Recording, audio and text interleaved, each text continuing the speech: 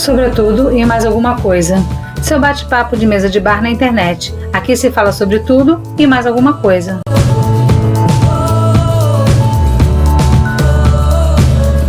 Estamos de volta! Você sentiu saudade da gente? Do Alexandre Vale não, né? Que ele tá toda semana aqui no canal fazendo alguma coisa.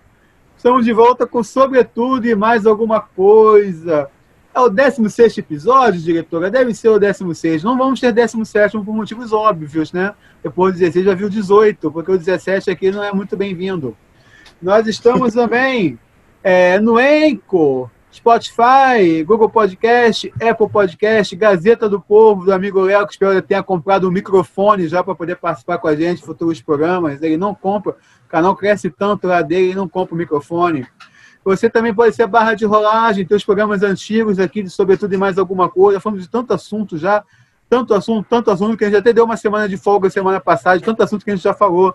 Tem Sobretudo entrevista, várias entrevistas maravilhosas aqui. Essa galera, tirando o Armando, está até no home office. O Armando não participou do home office, a caixa dele era muito cara, então ele não conseguiu acertar com ele. Mas, enfim, estamos em vários lugares. Curtam, compartilhem, se inscrevam. Estamos excepcionalmente nessa quinta-feira aqui, gravado na terça. Então, se acontecer alguma grande coisa, cagalhopança no mundo, nós não temos culpa. Estamos gravando na terça. Alexandre Vale pediu para avisar que estamos gravando na terça, porque pode até o mundo acabar até quinta-feira e a gente está aqui falando normalmente.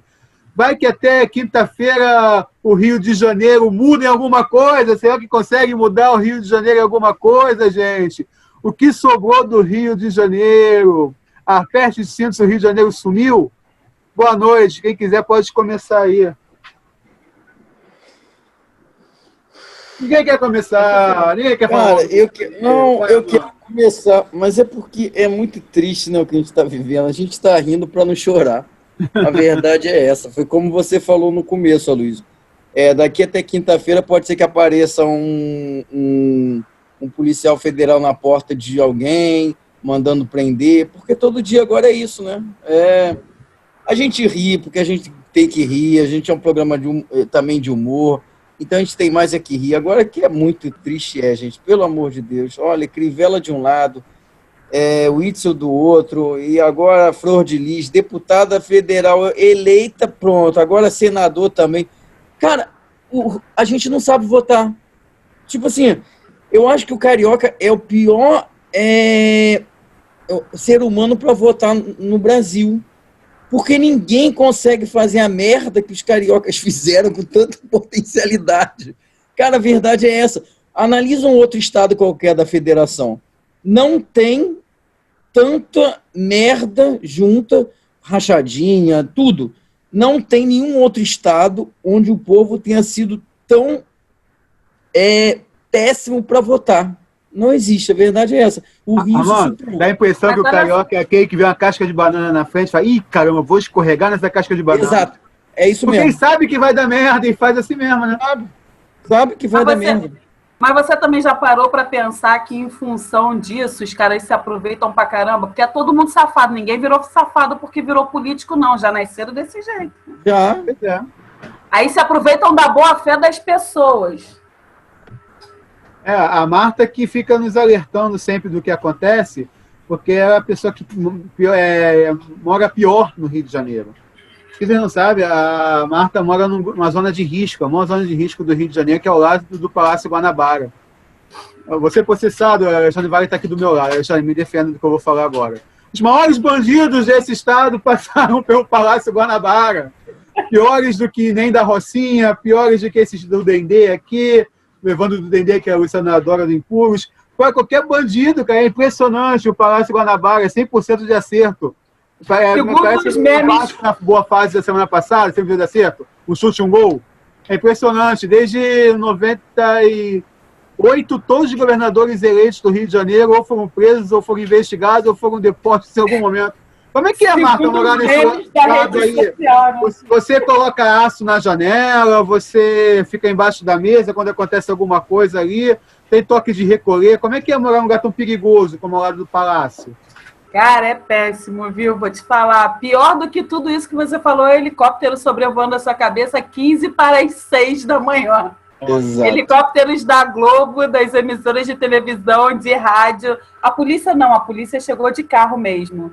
Mas as emissoras ficaram sobrevoando a cabeça dos moradores que pagam absurdamente alto o valor de um IPTU aqui, exatamente por causa do governador. Nem foi do governador, né? Foi para apreender documento da mulher do governador. Sente o drama.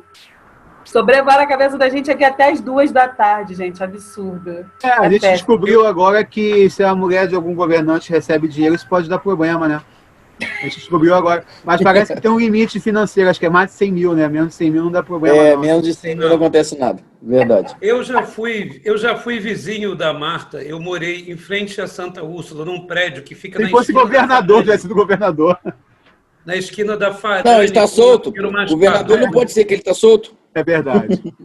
Eu morei na Farane 68, que faz esquina com a Pinheiro Machado, onde fica o Palácio Guanabara. E sobre esse aspecto, acho importante até essa análise que você falou, que é o lugar mais perigoso do Brasil, que de 98 para cá, né, todos já foram presos.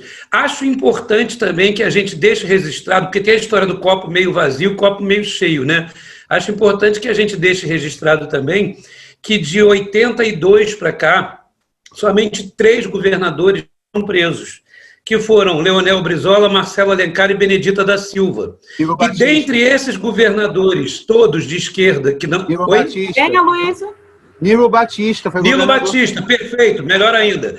E dentre esses 4 governadores que não foram presos, que não foram presos, importante salientar que os 4 são os únicos de esquerda. E se você considerar que desses 4 governadores, se a gente considerar apenas os vivos que não foram presos, o único vivo, ou a única viva, é Benedita da Silva, candidata a governador pelo PT. PT, saudações, nada mais a declarar. O Nilo está vivo. O Nilo Batista está vivo. Está matando o Nilo Batista aí. Ó. Alexandre Vale... Ele está vivo? Nilo Batista está vivo. Mas ele está vivo? Mas não é candidato a governador, então está não passando na quinta, não sei o que aconteceu de terça até quinta. Ele está vivo. Não sei, né? Não sei. Ele tá Vai vivo. que, né? Vai que. Alexandre Vale... E até quinta Bené também não vai ser presa. Não, nem vai morrer também, não. Ó, vamos parar com isso. Pelo amor de Deus, vão acusar. Alexandre Vale, você que está 2 vezes por semana no SDC aqui, você quando chegou, Alexandre Vale, faz isso comigo, não. Justo agora que eu ia propor... Alexandre Vale, o que você acha de a gente contratar uns guardiões para o SDC para proteger a gente de coisas mal faladas, assim?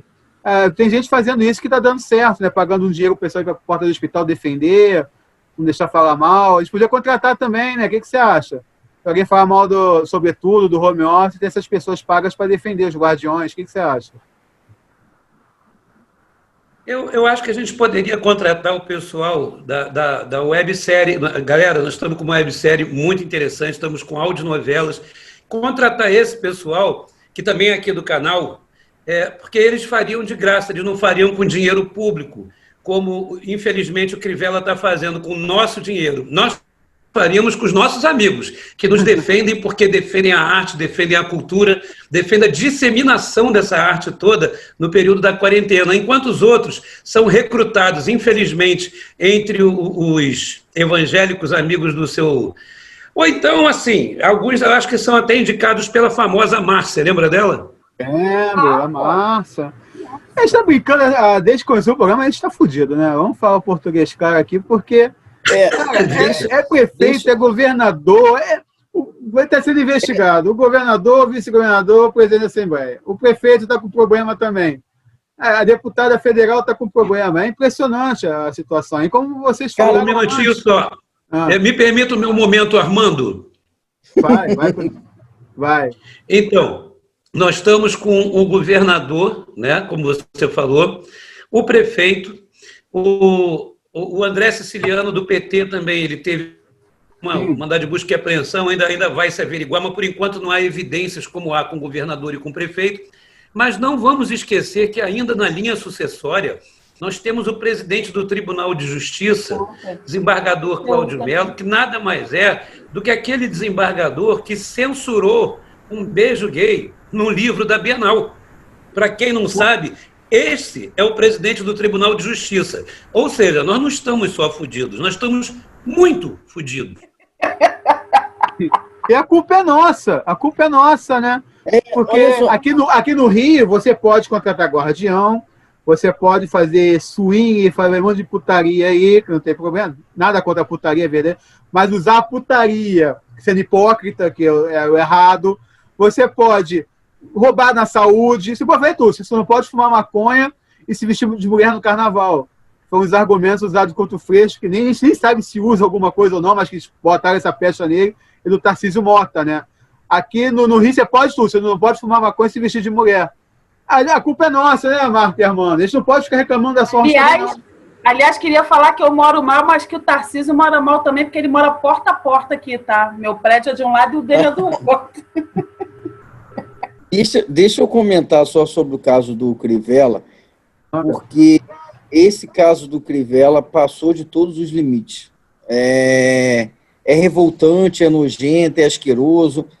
É aquela parte que eu não consigo... Nisso, não dá para brincar em hipótese nenhuma, porque quando eu vi a reportagem, eu fiquei meia hora parado, assim, olhando. Não é possível que isso está acontecendo. Cara, era tudo arquitetado. Eles tinham um grupo de zap. Você não ficou parado. Você, na hora, mandou mensagem no grupo e falou: eu não estou acreditando no que eu pensei que era pegadinha sua, pensei que fosse zoeira tua quando botou. A Marta falou exatamente isso. Eu mandei mensagem no grupo da gente mesmo falando isso. Eu não estou acreditando no que eu estou vendo. Porque chega uma hora que você acha um negócio tão absurdo, mas tão absurdo, que você começa a questionar se aquilo que eu estou vendo é verdade. Cara, não tem como descrever aquilo. Será que ninguém pensou que dentro daquele grupo do Zap não ia ter pelo menos uma pessoa honesta que iria denunciar aquilo? Porque, tipo, tá certo que a gente está num Brasil de merda, um Brasil que tá todo, né? Mas será que não tinha uma pessoa que ia dar um print numa tela e ia denunciar aquele absurdo?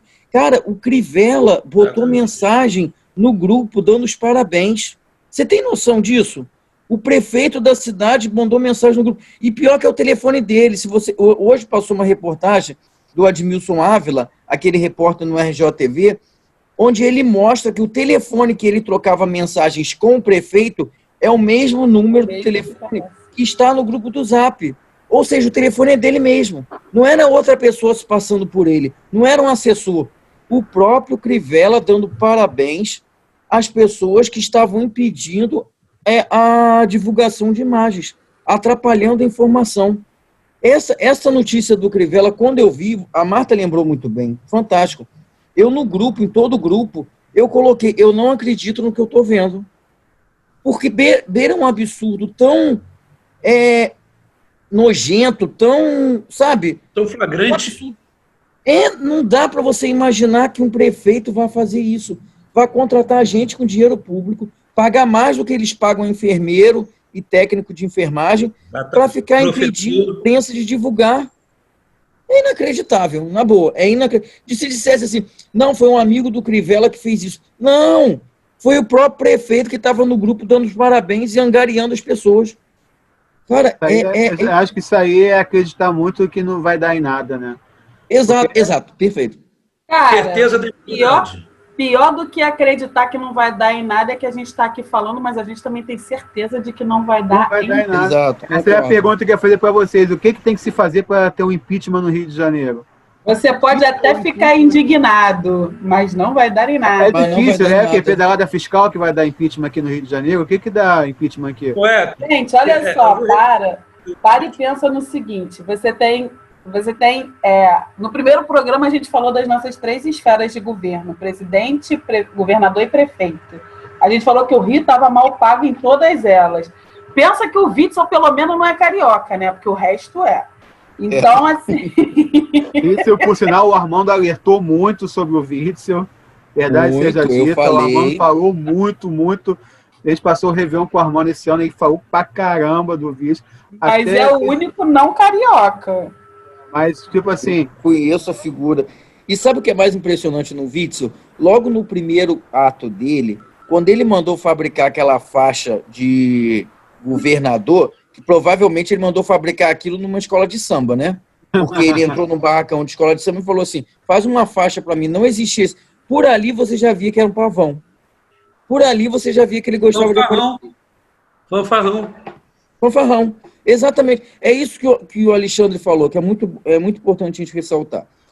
O governador, a pessoa que eu conheço, convivi durante 7 anos, na verdade, ele pensava que ele ia administrar uma Disney. Ele achava que ele estava na Disney. Sabe quando você pega uma pessoa e você acha que, vou fazer esse brinquedinho aqui, vou governar, sabe?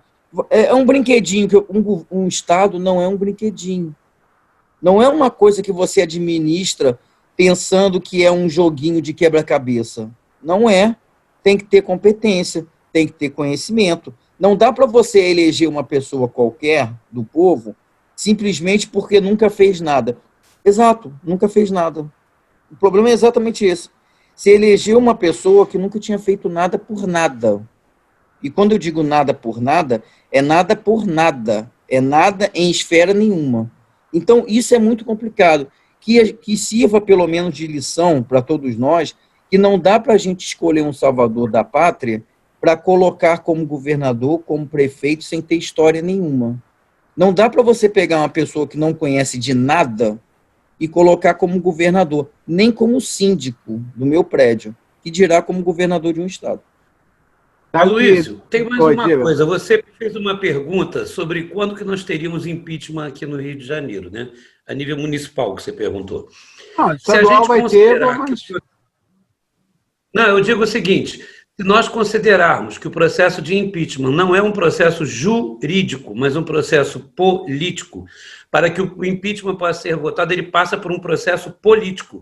E o processo político pressupõe que não são juristas ou juízes, magistrados que vão votar. Quem vai votar são os próprios políticos.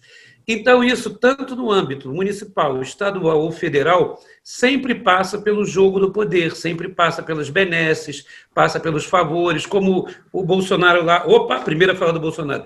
O Bolsonaro fez lá com o Centrão. A mesma coisa aconteceu aqui em nível municipal. Só que impeachment quem está fraco politicamente, não importa o que fez. Pode dar um tiro na cara de uma pessoa em rede nacional que só vai se estiver fraco. O problema do Witzel foi que ele conseguiu ter a esquerda e o bolsonarismo contra ele. Né? Exato. E as merdas que ele fez. Witzel, por exemplo, se ele tivesse feito merda, ele teria dado pode ser afastado. Mas aí você pensa também... Fala, Alexandre. O Witzel, ele pode ser afastado porque ele não tem realmente um apoio político, até pelas próprias coisas que o Armando falou, ele não tem esse traquejo nem para ser demagogo dentro da Assembleia. A vaidade dele é muito grande. A vaidade dele foi muito grande. Já o Crivella... Que eu fico muito Crivella triste. não, o Crivella foi senador, o Crivella tem todo aquele jogo dele e tal, é um Bolsonaro da vida, é um Bolsonaro que é um bispo, né? Então ele consegue fazer isso, ele pega o centrão do Rio de Janeiro e consegue distribuir cargos como ele já fez. Agora o Witzel não. Então é tudo, gente, é microcosmos e macrocosmos da podridão. O Witzel com um mês de mandato foi que era candidato a presidente, foi aí que o suicídio dele. Sim. Mas deixa eu falar um dado muito... Uma coisa. Você reparou assim, ó, na vibe do que o Armando está falando e do que o Alexandre está falando. Ele se elegeu com a ajuda de quem? Bolsonaro. E quem foi a pessoa que o Bolsonaro mandou para cá quando comentou-se a suspeita de um impeachment? Ele tá levando a rasteira do cara que ajudou ele a subir, cara. Sim, Marta, eu vou falar rasteira antes. Ele estava lá em Brasília se preparando para ocupar o lugar dele aqui. Mas a primeira rasteira foi dele, quando ele disse que ia ganhar da presidente. Sim, sabendo que o presidente também não é uma pessoa vaidosa. Claro. Deixa eu falar uma coisa aqui muito importante, porque eu vi a decisão do afastamento do Witzel, até porque eu acho extremamente triste o que aconteceu com essa pessoa. Eu convivi durante 7 anos e é uma situação realmente muito triste. Triste não só por ele ser governador, triste por saber até que ponto o ser humano é vaidoso ao ponto de fazer o que está sendo feito. Isso, para a integridade do ser humano, de qualquer pessoa, é uma coisa muito triste. A ver até que ponto a vaidade consome a pessoa. Mas não é isso que eu quero falar, não. Eu quero falar o seguinte. Eu vi a decisão que afastou o Witzel. Ele estava há 2, 3 meses antes da eleição, quando ele tinha 1%, quando ele tinha apenas 1%, ele já estava sendo ajudado através do pagamento do escritório da primeira-dama, né, a Helena, ele já estava recebendo 200 e poucos mil reais. Vamos imaginar uma coisa aqui. Então quer dizer que já estava mais ou menos, eles já sabiam que eles iam dar o apoio para o governador e que ele poderia vir a ganhar, né? Porque olha só, se você não tem uma projeção de ganhar alguma coisa, para que você vai bancar, né? Vamos raciocinar um pouquinho. Pela denúncia do Ministério Público, diz que exatamente ele já estava 2, 3 meses antes, já recebendo uma certa mesada através do escritório da Helena. Ou seja, olha até que ponto as pessoas começam. E se você for ver a decisão, você vai ver também que todo o esquema, ele simplesmente foi colocado ali para continuar um esquema fraudulento que já existe no governo do Estado há muito tempo. Aí você começa a pensar assim, gente, a corrupção no Estado do Rio é uma coisa endêmica, é uma coisa que não tem como parar, é uma coisa que está enraizada no governo do Estado, seja quem for para lá. É uma coisa que já está impregnada no governo do Estado. O governo do Estado é corrupto por natureza. Não é o governador, e a gente falou de todos eles. É o governo do Estado já tem uma organização que manipula qualquer tipo de corrupção que venha acontecer dentro desse Estado. Eu vi uma reportagem, eu escutei muito rádio essa semana, porque minha mãe está ficando aqui em casa, né? Então teve um radialista que virou e falou assim, mas para formar esse tipo de corrupção que o Ministério Público está fazendo, todos os secretários têm que ser corruptos. Sim. É exatamente isso. Armando, a cara que vocês estão fazendo é exatamente isso. O esquema, ele está todo, em toda a secretaria. O esquema do Witzel foi o esquema do Cabral, cara. Foi a mulher dele. É isso mesmo. Foi a mulher dele que engendrou. A denúncia é exatamente isso. Eu quero fazer uma pergunta para vocês em relação a isso. Muita gente, no dia da acontecer a situação, falou que era um absurdo mesmo não gostando do Witzel, porque era um dedo do Bolsonaro nisso, que era muito perigoso para as pessoas como nós, que são de outra ideologia, podemos passar por isso também. A pergunta que eu faço para vocês é a seguinte, vocês acham que foi ruim o que aconteceu, por ter sido um estado de exceção ditatorial, de um juiz só ter dado uma canetada a mando do bolsonarismo, ou vocês acham que um cara que fez corrupção com a saúde, no momento de pandemia, e todo o histórico que ele teve nesse 1 ano e pouco de mandato, ele tinha mesmo que perder o mandato, e nesse tiroteio você torce pela bala? Cara, primeiro deixa eu só falar uma coisa que isso que você está falando aí, que foi...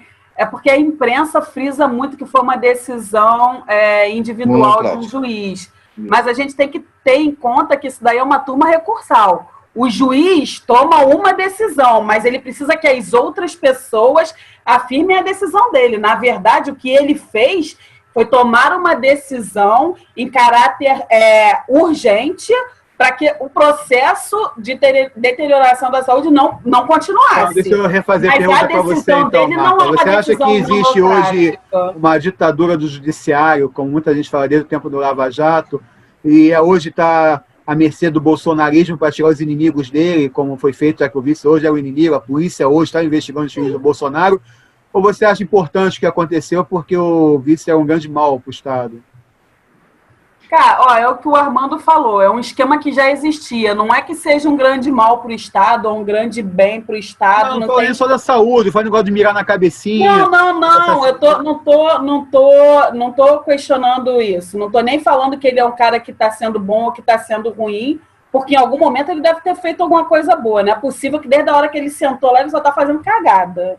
Então, assim, eu acho com assim, eu vou te dizer de coração, eu acho que o Bolsonaro está, sim, usando todo o judiciário e tudo que ele pode a favor dele, porque ele sabe que o castelo dele está desmoronando. Exato, e ele só tem as pessoas que ele mantém para poder permanecer onde ele está. Eu também acho e os filhos dele. Então, assim, óbvio, é demagogo demais falar que não. Óbvio, ele está usando o sistema da justiça a favor dele e ele vai continuar usando o quanto ele puder. Eu também acho que tá usando. E a igreja. Mas nesse tiroteio eu torço pra bala, é isso que eu tô falando. Torço pra bala tranquilamente. Tá, Alexandre. Posso falar? Alexandre Figueiredo, ele comprou o Armando hoje, só dá com o dedinho. Vai. Eu aprendi isso com o Armando agora eu vou fazer toda hora. Mas podia fazer assim, eu tô fazendo assim. É meio complicado, Eu acho o seguinte, gente, eu vou dizer o que eu penso. Sabe aquela velha história do eles vieram perseguir os judeus, eu não era judeu, não liguei. Eles vieram Desde o perseguir segundo os judeus. episódio ser falado aqui, igual outras vezes no Nordeste. Então, Primeiro. em cima disso, eu penso da seguinte forma, honestamente. Acho que independente de... Eu acho que quando a gente diz que é o Bolsonaro que fez isso, que fez aquilo, que está usando o judiciário, na minha interpretação, esse é achismo nosso. Ainda que a gente tenha quase que certeza, mas a gente não pode afirmar isso, concorda? E olha, vocês sabem que ninguém mais do que eu para detestar esse cara. Não, o Armando Mas eu detesta continuo- mais. O Armando detesta É que mais. está Eu acho que eu no plano detesto. do achismo. Então, eu penso o seguinte, eu acho que determinadas decisões muito relevantes, como, por exemplo, afastar um governador, eu acho que quando o relator recebe isso, ele deve, de pronto, abrir uma pauta urgente e jogar para o colegiado, jogar para a turma votar. No momento em que ele quer o protagonismo de ter a caneta para dar uma decisão, seja para um lado ou para o outro, isso para mim realmente eu acho extrema vaidade. Né? E isso eu digo decisões que favorecem a nossa posição ideológica ou não. Por exemplo, nesse caso, eu odeio o Witzel, tanto quanto odeio o Bolsonaro, e não estou nem aí, os dois são inimigos, também sou torcedor ferrenho da Bala, inclusive sou presidente da torcida organizada da Bala. Só acho, estou falando como operador do direito, eu acho que ele deveria ter aberto para votação do colegiado, porque assim como hoje foi para afastar o Witzel, pode ser amanhã para afastar um governador ou uma governadora, se Deus quiser teremos, aqui do estado do Rio de Janeiro, por uma pura decisão monocrática de um desembargador, que às vezes pode ser racista, pode não gostar da Bené, enfim. Então, eu acho assim, que se a gente hoje não pode, se a gente hoje concorda com isso, amanhã a gente não pode reclamar daquilo. Só que tem uma coisa, quem disse essa expressão bonita, que eu acho até, no momento foi o Witzel, porque a gente já foi atacado antes dele. Um dia vieram pegar os judeus, um dia vieram pegar a gente, um dia vieram pegar o Witzel. A gente já foi pego. Eu nem sabia, honestamente... É uma cadeia, né, cara? A gente já foi pego. Eu nem sabia que ele tinha... Você faz parte do partido político que um líder dele foi preso, a presidente foi destituída, todo mundo que torceu para isso acontecer, a maioria não sabe por que aconteceu. Você pergunta, tá, o que aconteceu que essa pessoa foi presa? Tem razão? Não tem razão? Não estou entrando nesse mérito. Estou falando que as pessoas comemoraram, foram para a rua comemorar e não sabem nem o que aconteceu ali. Então, nós fomos pegos antes. Isso que eu estou falando. Essa que a gente fala dele, é o Witzel que está falando. Mas é por isso que eu já vi, por exemplo, se o Lula... pegar os nossos depois, já foi pego antes. Então, a gente já está acostumado com essa porra. A diferença agora é pegar um deles. Sim, mas não é porque pegaram os nossos antes, sem razão, que eu vou concordar que se utilize do mesmo processo. Se eu sou contra lá, eu sou contra aqui também. Eu só acho isso, eu não acho estranho que ele tenha sido afastado pelo judiciário. Eu só acho que, num caso como esse, um governador de estado deveria ser submetido, sim, ao colegiado. Se o colegiado afastasse, dane-se ele, problema dele. Mas não uma canetada. Eu acho que a canetada hoje é usada contra esse safado. Amanhã pode ser usada contra alguém mais sério. Armando, o Alexandre está muito Mahatma Gandhi hoje. Informa esse negócio aí. Diz que está todo mundo certo, tem que dar tiro em todo mundo. Vai. Não, deixa eu falar um detalhe. Olha só. A decisão realmente foi só de um desembargador, mas ele já sabia mais ou menos qual a decisão que ele vai ter no STJ, no colegiado da turma. Porque os advogados dele, os advogados recorreram para o STF. Eles nem recorreram dessa decisão monocrática, eles já foram direto para o STF. Eles já sabem mais ou menos o que o colegiado do STJ vai julgar, entendeu? Ele já subiu direto. Tem outro dado que eu quero falar nessa história toda. Como eu te disse, eu li toda a decisão atentamente, até porque, como eu volto a dizer, é muito triste o que aconteceu com o doutor Wilson. Eu, particularmente, considero triste pelo fato de eu ter convivido com ele. E volto a dizer isso, para mim realmente é triste. Mas tem um dado nessa história toda que, a pedido do MP, não foi pedido para afastar, o pedido do MP foi para prender. O pedido do MP foi para prender, e a decisão do desembargador foi excelente, porque a decisão do desembargador falou assim, eu não preciso prender ele, principalmente porque ainda não terminou o processo, porque o simples fato de eu afastar, eu já vou estar impedindo a continuidade do crime. Ou seja, eu vou tirar o poder dele de continuar praticando o que ele vinha praticando, simplesmente afastando ele. Nesse ponto, o desembargador foi excelente, porque a decisão dele, pedindo a prisão, ele, por um ato de simplesmente afastar, ele falou assim, não existe motivo para prender simplesmente porque ainda não acabou, que foi o que o Alexandre falou. Tem que se terminar o processo todo para ver se ele realmente é culpado ou não. Mas o simples fato de afastar, eu já vou impedir a continuidade do crime de corrupção, entendeu? Então a decisão do desembargador nesse sentido foi excelente. Não tem nem o que questionar, não. Uma coisa curiosa que o Alexandre citou, e a gente citou também dos governadores de esquerda, né, que não foram presos, né, não aconteceram nada, tem 2 vivos, espero que até quinta-feira estejam vivos, caiu todo mundo em volta do Eduardo Paes e ele está firme e forte aí, né? Várias acusações aconteceram contra ele, sérias, mas nunca nada foi comprovado. Ou esse cara é um gênio do mal, ou ele não é tão parecido assim quanto os outros, né? Porque todo mundo em volta dele caiu e ele não só está aí, como cada dia mais forte. Eu acredito que ele e o Romário, que teve aquele embate com o Witzel, são os que por isso eram mais fortalecidos do que aconteceu semana passada, né? E agora ele usou de uma estratégia fantástica, né? Convidar Nilcemar Nogueira para vir de vice dele. Ele testou Marcos Braz antes, né? Para ver como é que seria a situação. E agora mudou. E eu até falei a escolha é estratégica, né? Em teoria, ela se fica evangélica. Eu falei dele e do Romário, a versão do bem foi mais ele, porque ele ganhou no vice do Crivella. Porque ele é candidato a prefeito contra o Crivella e ele foi derrotado pelo vice. Então, nenhum político do Rio ganhou mais essa semana que Eduardo Paes. E todo mundo fala que vai ser preso, que a polícia vai bater, e nunca aconteceu nada. Nunca é preso, exatamente. E o Tribunal de Contas aprovou as contas dele, tá? Pois quer dizer... Governador. Ainda tem isso, É para se parar para pensar nisso, né? Porque todo mundo em volta dele caiu e ele está lá. Né? O mundo conspira contra ele, mas ele está lá. E olha, não está fazendo nada, os inimigos se derrubam. Ele não precisa fazer campanha. Eduardo Paes não precisa fazer campanha. Os adversários estão ajudando ele, né? Daqui a pouco... Ele vai ganhar sem fazer nem santinho. Tu vai ver, é o que vai sobrar. Ele vai ganhar porque é o que sobra, entendeu? Daqui a pouco ele vai ser levado nos braços do povo para dentro do palácio lá do município, sem ter feito nada, apenas pelo que os adversários fizeram, vão colocar dentro do piranhão lá, dar a chave. Fica o tempo que você quer. De braços abertos. Não se preocupa com a eleição, não, vai ficando, né? Impressionante, e é mais por demérito dos outros que mérito dele, se eu pensar. Que mérito dele, verdade. Eu sempre falo, já falei até no podcast essa semana, que lógico que eu estranho muito todos os votos que foram dados aí, mas o que mais me estranhou foi o voto no Witzel, mais até do que do Bolsonaro, do que do Crivella, que bem ou mal, a gente conhece essas pessoas, né? Eu perguntei no podcast, se vocês ouviram, você deixaria teu celular, teu dinheiro na praia como desconhecido para dar um mergulho, a chave do teu carro? Você viajaria e deixaria a chave da tua casa com coisa que você nunca viu na vida? Bem cara, lembrado. Você sabe que eu já fui na praia e fiz isso? Cara, você é maluca, né? Então, você não faria nada disso. Você deixaria um desconhecido levar teu filho na escola? Pega a chave do Estado com um desconhecido. Exato, você falou de 2 meses, 1%. O cara tinha na semana da eleição 1%. Ele tomou um susto na boca de urna quando apareceu aquele cara do nada lá. A única coisa que eu conhecia... Eu não sabia nem quem era ele, gente. Eu tive que pesquisar na internet. Eu só conheci o Dr. Wilson no Pica-Pau, que ele parece muito com o vilão do Pica-Pau lá. É uma coisa impressionante. Cara, nem fiz essa associação. O que o Carioca e o Fluminense fizeram?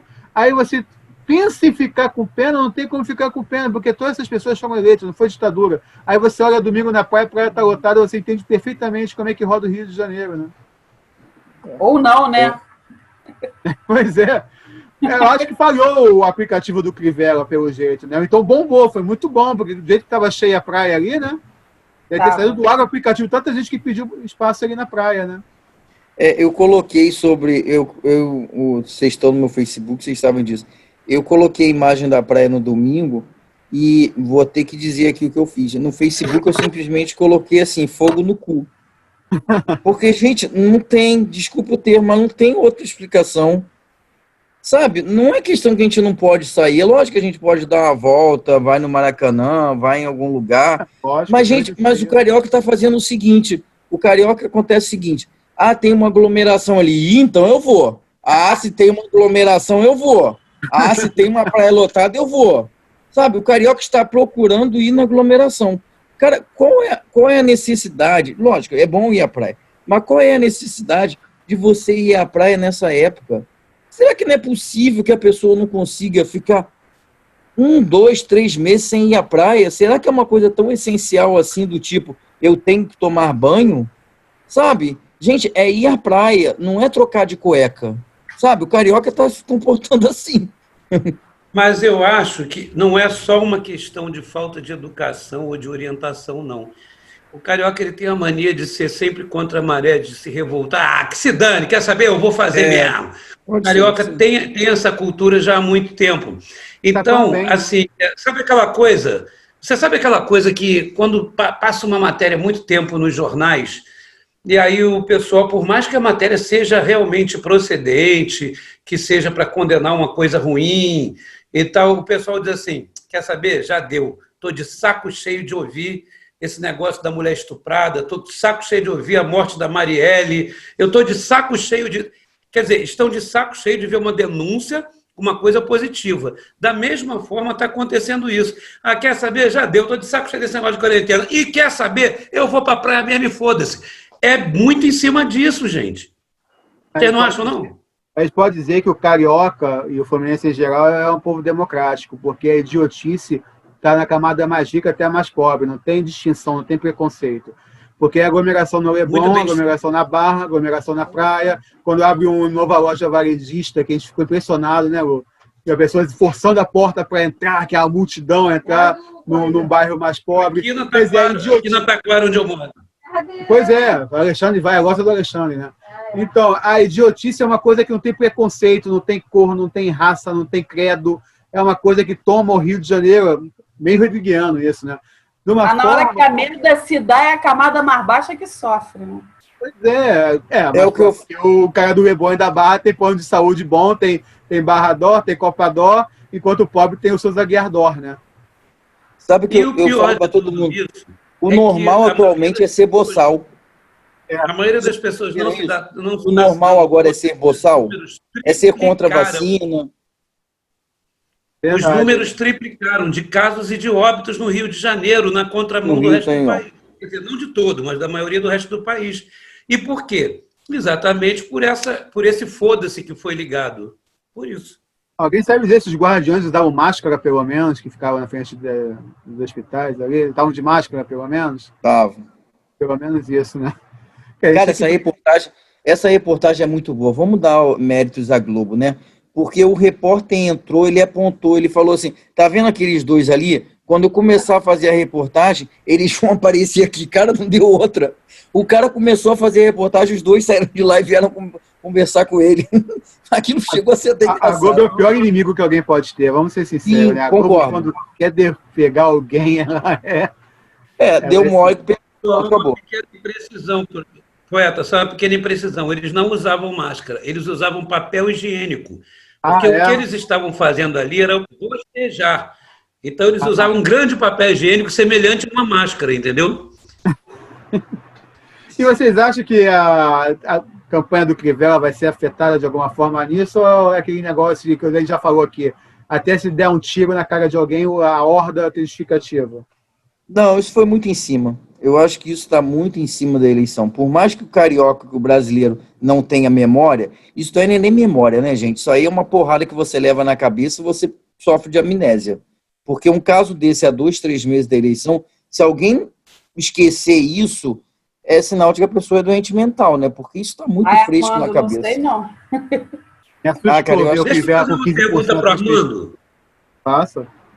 Fazer uma pergunta para o Armando. Diante dessa proximidade que você coloca, você acha que hoje, depois disso que o Crivella fez, até um Zé da Esquina pode ganhar do Crivella? Acho sim. Eu acho que até o Zé da Esquina pode... A rejeição dele na última pesquisa foi de 67%. É tipo assim, a gente sabe que segundo turno ganha quem tem menos rejeição, né? A rejeição do Crivella é gigantesca. É uma coisa absurda. Eu acho que nunca... Eu acho não, tenho certeza, nunca na cidade do Rio de Janeiro nós tivemos um prefeito com índice de rejeição tão grande quanto o Crivella. Se vocês souberem de outro, me digam.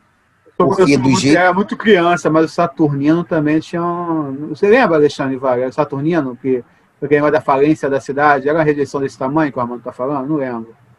Eu acho que talvez seja o único que se assemelhe mais. O Saturnino ele foi eleito pelo Brizola, que tinha uma aprovação muito grande, mas como o Saturnino era um cara até gente boa, um cara, né, com boas intenções, mas fez uma gestão econômica muito ruim, então realmente ele deu meio que uma quebrada no Rio na época. E isso foi muito trabalhado pela Globo na época, como você disse, sempre é o pior inimigo.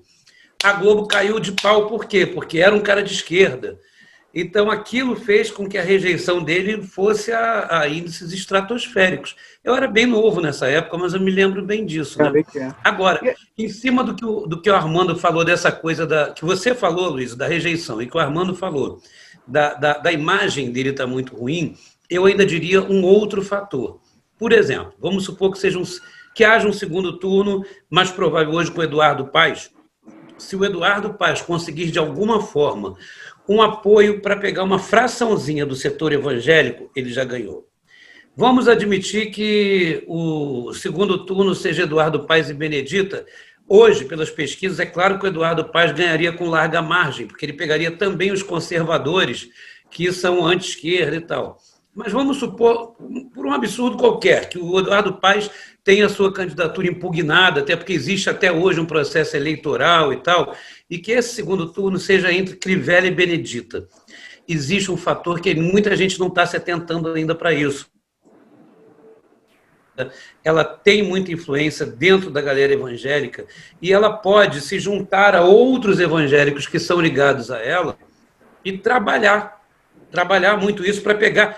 Porque, assim, se ela conseguir um pouco desse nicho, pode mudar esse quadro. Porque hoje o Crivella está dominando todo esse nicho. E é praticamente o que ele tem. Ele é muito mal visto dentro do funcionalismo do município, ele é muito mal visto por causa dessas cagadas como Márcia, como Guardião não sei da onde, não sei o quê, Carnaval e tal. Enfim, então, assim, como ele não tem muito para apresentar de coisas sociais... Se alguém arrancar dele, sei lá, digamos, 30% do que ele tem de apoio evangélico, acabou o Crivella. Porque ele só queria fazer... Quem é a Marta que chamou para ser vice, que você falou aí? Eu esqueci o nome. Pois é, já é isso que você estava falando aí. Acho que você caiu na hora. Não, eu acho que o Paes leva no primeiro turno. Não estou querendo... Eu penso meio com o Armando, sabe? Eu acho que é a situação diferente do governo federal, que eles ficam brincando que o Zé da Esquina ganha do Bolsonaro. Eu acho que é ao contrário. É difícil tirar do Eduardo. Eu acho muito difícil. Eu também acho. Meu voto é dele. Me surpreendeu a pesquisa que mostra o Eduardo com 25 e o Crivella com 15. Eu achava que a chance era maior. Mas eu acho que essa chance vai ficar maior porque o Eduardo ainda tem um bom poder de oratória ainda. O que o Aloysio falou é muito importante. Quando saiu a primeira pesquisa... Não, quando o Aloysio falou, saiu a primeira pesquisa... Não, rapidinho, Marta. Quando saiu a primeira pesquisa dizendo que o Eduardo Paes estava com 13% a mais do que o Crivella no primeiro turno, aquilo me chocou muito. Porque no primeiro turno, eu tinha certeza que ia dar mais ou menos um empate técnico e depois ele ia perder no segundo turno, tendo em vista que a rejeição dele é muito maior. Mas a diferença a diferença é muito grande. Do Paes para o Crivella, logo no primeiro turno, é muito grande. Posso entrar numa polêmica aqui? Eu acho que o Eduardo Paes não sai na frente só por causa disso, não. Não é só... eu acho assim, Nilcemar, para mim, não é uma boa escolha, porque eu sou uma pessoa que milita na cultura e, para mim, ela foi uma péssima secretária de cultura, mas aí também acho que ela não tem uma carreira política, assim, mas quem sou eu, Marta, para falar de política, que não é o meu forte.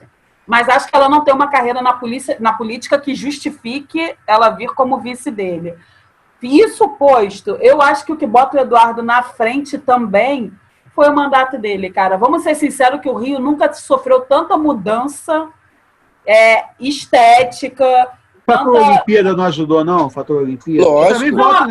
Foi tudo. Aloysio, foi tudo, porque, na verdade, essas mudanças todas ocorreram em função das Olimpíadas. Exatamente. Então, assim, ele é um cara que é articulador, ele é um cara que, quando ele não estava aqui, saiu da prefeitura... e foi ganhar o mundo trabalhando, então você vê esse cara no Japão fazendo uma articulação, você vê esse cara nos Estados Unidos fazendo uma articulação, ele não parou em momento nenhum. Então, assim, não é só porque as pessoas estão vendo tudo que o Crivella está fazendo, não é só porque as pessoas estão vendo que a cidade está ruim, não é só porque ele pode ganhar um nicho evangélico, eu acho que tem muita coisa a ver também com o legado que ele deixou. Não, e que eu falei, e o cara é muito bom de oratória. Num debate ele vai destruir. Total. É uma pessoa extremamente articulada, é uma pessoa extremamente política. Você vê que ele é um cara preparado para isso. E eu acho que também as pessoas vão começar a pensar nisso, em pessoas que são preparadas para ocupar esses cargos. Para não colocar como visão como o Armando falou, cara, Exato. O Witzel pode ser um cara gente boa pra caramba. Ele trabalhou 7 anos com o Witzel. A gente não está aqui criticando o Witzel enquanto uma pessoa. A gente está aqui criticando a postura de governante do Witzel. Como eu não estou criticando o Crivella enquanto pessoa Crivella, eu estou criticando o Crivella enquanto governante Crivella. Foi o que a Marta falou. Eu acho que a gente aprendeu uma lição que não dá para colocar uma pessoa qualquer simplesmente porque você não conhece ela para governar. Política não aprende na escola, não tem faculdade de política, na boa. Será que a gente aprende mesmo? A gente já viu o Fernando Collor de Mello, sei lá, de Alagoas, vai virar presidente. Aprendeu a roubar onde? Na política. Quem está roubando na política aprendeu a roubar na política. O Maluf referendar Celso Pita para virar prefeito, César Maia referendar o Conde. Desde quando o pessoal gosta de botar uma pessoa do nada num cargo desse, né? O que espantou mais o Witzel foi porque não tinha nada mesmo, né? Mas quantos políticos se elegeram na esteira dessa coisa do eu não sou político? Grandes exemplos. Fernando Collor de Mello. Eu não sou político. O Dória. Tiririca, o Juruna. Por mais absurdo que possa parecer, Jair Messias Bolsonaro, que foi político durante 28 anos e depois disse: eu não me confundo com a velha política. Então, o povo gosta de ser enganado. O povo brasileiro é um povo corno. O corno é aquele que gosta de ser enganado. Esse é o Alexandre que a gente gosta. Vai com esse negócio de Mahatma Gandhi, fala isso mesmo, poeta. É isso que o povo espera do senhor, poeta. Não, mas é verdade. Repita, o que o brasileiro é, poeta? Corno. Corno. É isso que a gente quer ouvir de Alexandre Vale. Vale. Gente? Por uma razão simples. Porque se o cara, para ser engenheiro mecânico, precisa estudar, se para o cara ser advogado não basta ele ter achismo, se para o cara ser... Gente, para tudo você precisa de alguma coisa. E isso quem está dizendo não sou eu. Não. Quem disse isso foi o... Só por isso que compositor Samirredo, que não precisa saber do ofício que vai fazer. Jornalista também. É verdade, gente. Mas então, assim, é muito absurdo. Ah, não, mas político eu quero que seja um cara sem experiência, sem os vícios, sem não sei o quê, e aí dá no que está dando. O Brasil vai de mal a pior, o Estado vai de mal a pior, não só o Estado do Rio de Janeiro, como outros também. E por quê? Porque para ser político para o povo, o pré-requisito é que não seja político. Cara, olha só. Se você for pensar, política você não aprende na faculdade, não tem jeito, não tem faculdade para isso, mas muitas vezes vem de família. Assim, as pessoas votam no Aécio Neves porque ele é neto do Tancredo. Tancredo é o cara que foi o melhor presidente do país. Capitanias hereditárias. Pois é. O filho do Collor está na política, não é verdade? O filho do César Maia está na política, não é verdade? Os filhos do Garotinho e da Rosinha estão na política. Então, assim, ó, a família inteira do Sarney, não faltou ninguém. O que você vai fazer da vida? Vou estudar qualquer faculdade porque minha carreira é política. Entendeu? Então, assim, na verdade é isso, cara. Uns vão por direito adquirido, outros vão por herança de família, mas ninguém aprendeu isso na faculdade. E os que roubam melhores são os que geralmente vêm com herança de família. Entendeu? Foi bom, Alexandre Vale, citar aí o lance do Bolsonaro, porque nessa terça que a gente está gravando, a Mônica Iose, acho que vai participar do programa do Bial. E ela disse que o CQC errou, deu muita margem para ele, e que se ela se arrepende das inúmeras entrevistas que ela fez com ele, porque acha que acabou dando voz para ele, que é bem mais obscuro antes do CQC. O Tais sempre negou essa contribuição, mas a Mônica Iose admitiu que o CQC ajudou muito na subida do presidente da República. Alguém quer Não falar mais alguma precisava nem coisa? dela fazer isso, né? Porque a gente já sabia, né? Mas foi o primeiro CQC que admitiu isso, né? A turma toda foi o primeiro. O Tais nega pra caramba isso. Ela foi a primeira. Não, coincidência, acho que é uma das pessoas mais inteligentes que já passaram naquele programa e é uma pessoa que está fazendo sucesso até hoje, agora como atriz da Globo, né? Vocês querem falar da musa do Djavan, alguma coisa? Fordelis aí? Alexandre Vale, você nunca encontrou a Eu só Fordelis? quero dizer que ela não está pronta para ser presa, segundo ela. Eu Vou quero. dizer para vocês que eu recebi hoje de uma fonte não revelada que a deputada assassina, ela gostava de transar com o marido assassinado, ouvindo exatamente uma música do Djavan, e que a parte que eles mais curtiam eram os primeiros versos. Em homenagem à origem evangélica, eles diziam: valei-me Deus, é o fim do nosso amor, perdoa, por favor. Eu sei que o erro aconteceu. Só que o idiota não imaginava que isso fosse realmente uma história real. Ele achava que era um enredo do Aloysio Mas Vilar. foram 6 tentativas, é que na quarta ou na quinta ainda é mais o que? Tem uma coisa errada acontecendo aqui. A comida sempre está estragada, minha, sempre tá uma coisa comigo. 6 vezes, pô. Aloysio, Eu que sou meio lento, na terceira ou na quarta eu tenho desconfiança de alguma coisa já, cara. Pô, tá muito estranho isso aí. Só eu tô com comida estragada Mas, aqui. poeta, eu vou lhe dizer uma coisa.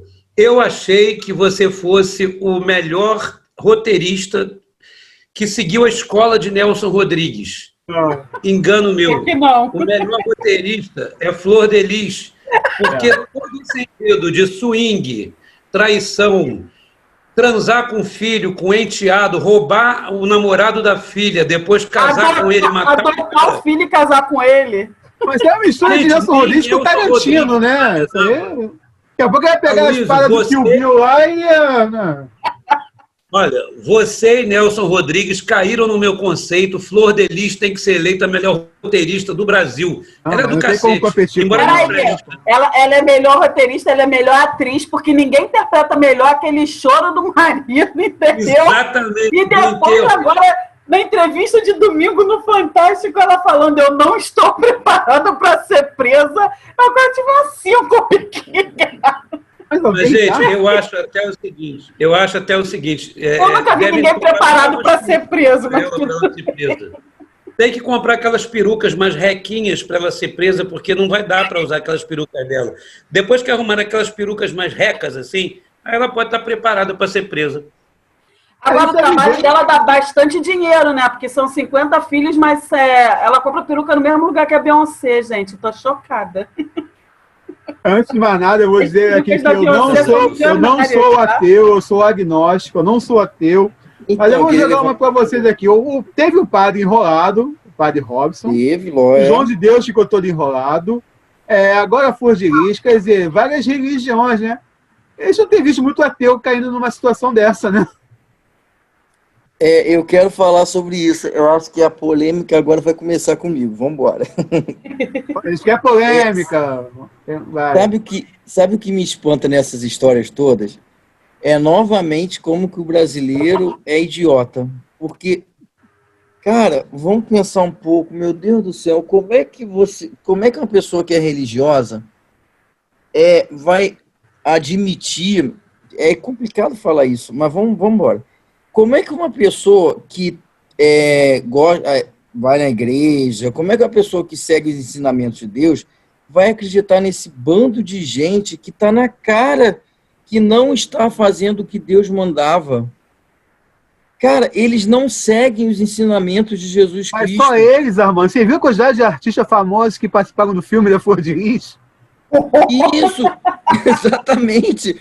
Você fica besta com isso. Gente, o caso desse padre também, cara, logo no começo você viu que aquilo dali, o cara botou, ele queria botar um santuário, sei que ele queria construir, de 1,4 bilhão. Será que o fiel, quando chega numa igreja dessa, ele não percebe que isso não é o que Deus prega? Sabe, cara, não dá para admitir. Porque, tipo assim, gente, o caso dessa Flor de Lis, será que não estava na cara pela história dela que essa mulher é uma falsa moralista? Cara, religioso que abomina gay, que abomina prostituição, que quer matar, que é moralista, Jesus Cristo não era assim, gente. Olha a história de Jesus Cristo. Olha o que ele fez com a Maria Madalena. Será que o ser humano não percebe que sempre quando o religioso aponta o dedo para alguém, ele não está fazendo o que Jesus Cristo mandou? Porque Jesus Cristo não apontava o dedo para ninguém. Aí, Armando, eu não sou católica, eu sou espírita, mas aí também, dentro dessa sua concepção, eu diria, a Igreja Católica também não merece, porque Jesus Cristo não dormia com lençol de seda, usava chapéu de ouro, e tampouco disputava de fama, de ouro. Ele tampouco tinha tantas pessoas ao lado dele, e aí tá, a Igreja Católica é dona de um país. Você está falando de um cara que morreu e ressuscitou numa gruta desse tamanho, só cabia ele, mais ninguém. É maneiro, que atrapalha a fã-clube. Essa sua linha de raciocínio, a Igreja Católica também. Mas eu concordo contigo. Foi por isso que eu critiquei esse padre. Será que as pessoas não percebem isso? Sabe? Cara, apontar dedo para alguém, culpar alguém por alguma coisa que fez, isso não é ensinamento de Jesus Cristo. Jesus Cristo, quando esteve na Terra, ele não fazia o que essas pessoas fazem. Cara, você acha que Jesus Cristo vai estar na Damares? Vamos falar a verdade. Você acha que Jesus Cristo vai estar na Damares? Olha o tipo da mulher. Você acha que aquilo dali vai ter alguma coisa, ligação com Jesus Cristo? Cara, depende da goiabeira que ela vai. Vocês conseguem imaginar Jesus voltando à Terra, apertando a mão do senhor Malafaia? Muito obrigado pelo seu serviço. Exato. Você foi brilhante. Você passou exatamente tudo que eu imaginava. Não é possível, exatamente. A Luiz falou bem agora. Você acha que Jesus Cristo... Eu botei no meu Facebook também, eu coloquei exatamente isso. Olha, se ser pecador é desfilar em carro alegórico, como eu desfilei esse ano, graças a Deus que fui convidado para desfilar para representar Jesus Cristo num carro da Mangueira, eu não quero ir para o céu. Porque, calma aí, eu vou para o céu, vou encontrar Malafaia, vou encontrar Flor de Lis, vou encontrar a Crivella, puta que pariu, me deixa no inferno. Mas sabe que o inferno é desfilar naquele ônibus da ilha o resto da eternidade, né? Boa. Boa. Aloysio, deixa eu só responder sobre essa questão que eu achei interessantíssimo esse debate. Olha só, sua pergunta foi, tem padre pecador, tem, como é que é? Flor de Lis, tem de Deus, prefeito. Deus, né, e tal. Então, isso é muito fácil. Você vê que você, dos espíritas, só citou um charlatão, que é o João de Deus, que de Deus não tem nada, né? Assim como a flor não é de Lis, o João também não é de Deus. Então, assim, esquece isso. Se a gente for falar, por exemplo, da religião católica, e a gente for lá para os primórdios, a gente partir lá, por exemplo, da Idade Média, né, da Santa Inquisição, a gente vai ver que aquilo já era um absurdo, que de Deus não tinha nada desde aquela época. O que a gente vê hoje desse Estado fundamentalista, evangélico protestante, nada mais é do que um microcosmos do macrocosmos que era a Igreja Católica no mundo inteiro. Eu estou falando Exato. Em termos de Estado fundamentalista brasileiro, né? Quando a gente fala de espiritismo, do João de Deus, por exemplo, é o único que a gente cita assim, porque, por exemplo, a história do copo meio cheio e meio vazio, tem o Chico Xavier. Esse aí era pica, né? Tem o Papa Francisco também, né? Todas as religiões têm seus bons e ruins, como tudo na sociedade tem seu bom e seu ruim, né? Você vai encontrar gente boa em qualquer religião, até porque eu comparo as religiões a uma disputa de Fórmula 1. São vários carros, um podem chegar mais rápido e outros mais devagar perto de Deus, mas todos são carros e são caminhos que levam a ele. E para aqueles que também não acreditam, que vão levar ao que eles acreditarem, né? Aí você também falou assim, será que os ateus não estão na vantagem? Não sei, sabe por quê também? Quem sou eu para julgar ateu ou agnóstico? Mas pelo simples fato de que aqueles que são religiosos e assim se declaram, eles aparecem na mídia. Aquele que é ateu não diz que é ateu, portanto não aparece. Então deve ter um monte de ateu preso, um monte de ateu corrupto e tal. E na minha opinião... Não, mas esse debate tá bom, esse debate tá bom. Mas você conhece alguém que foi preso por ser ateu? Só para terminar, todos esses políticos bandidos que a gente vê, qualifiquem-se eles como espíritas, católicos, evangélicos, budistas e tal, a partir do momento em que eles seguem o caminho da luz e que eles só fazem merda, para mim são todos ateus, porque se acreditassem em alguma energia cósmica, em alguma entidade maior, não fariam isso. Vou perguntar pro meu pai, que meu pai é ateu, vou perguntar para ele se ele conhece. Eu vou deixar claro que eu não sou ateu, eu sou agnóstico, eu respeito todas as religiões, mas eu quero ter contato direto com meu pai aqui, sem intermediário, eu respeito. Agora que chegou até teve gente presa por usar a religião. Eu nunca vi um ateu ser preso por ser ateu. Eu vi outras coisas que a pessoa fez que levaram ela à cadeia. Não Deixa eu existe um levantar- grupo extremista ateu que coloque bomba num lugar religioso e expor aquilo porque não concordar com aquele Deus daquela religião. Eles não Deixa- teve etnias ateias subjugando ao longo da história outros Gente, mas olha povos só, por causa do ateísmo. Eu não sou ateu, eu não sou ateu. Só acho que é interessante a gente pensar nisso. Não, deixa eu As só pessoas falar há uma coisa. milênios usam a religião de forma errada, né? Eu não aceito, mas eu super entendo os fundamentalistas, tá?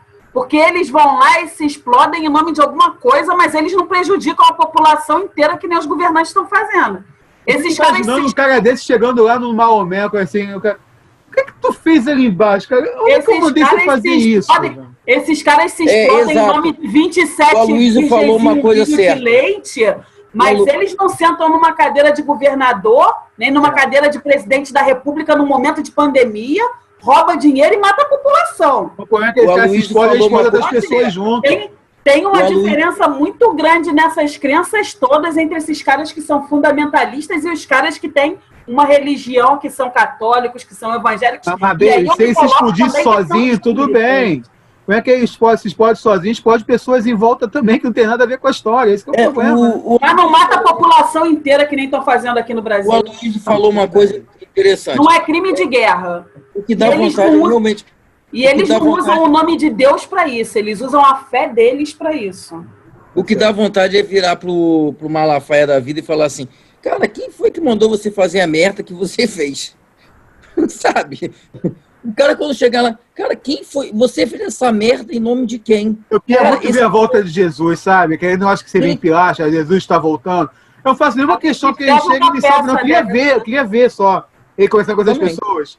Quem é que você mandou fazer isso, cara? Onde é que tá escrito que eu fazer essa merda? Isso? Em nome de quem? Em nome de quem? Vê o nome. Você conhece meus advogados, você tá falando que tá meu nome assim? Dá vontade de assistir. Porque só assistir isso, velho. Não, e o engraçado é que as pessoas não estudam nem um pouco de história, né? Porque se elas estudassem um pouco de história, elas iriam ver que não se junta religião com política. Olha a Idade Média merda que deu. Sempre foi. Nós estamos vivendo a mesma coisa. Nós estamos vivendo exatamente a mesma coisa. As pessoas não gostam de aprender com o exemplo dos outros. Elas gostam de virar mito e criar os próprios exemplos, entendeu? Você falou perfeito. As pessoas não aprendem com a história, com a Idade Média. Não está falando de história recente, não. É a Idade Média mesmo.